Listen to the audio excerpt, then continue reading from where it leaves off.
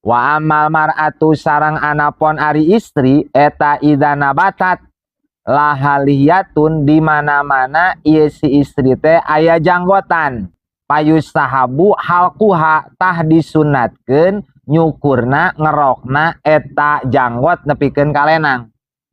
Soroha bihi al-Qadi Husain. Ieu hukum parantos dijelaskeun ku Imam Al-Qadi Husain wa ghairuhu jeung lian ti Qadi Husain. Wa kadza asyaribu wal anfaqatu laha.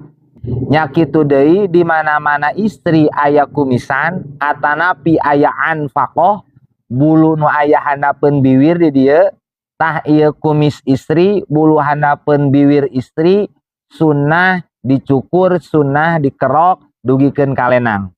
Hadza madhabuna. Ieu hukum sunnah teh sesuai dengan madhab urang nyaeta madhab Imam Asy-Syafi'i.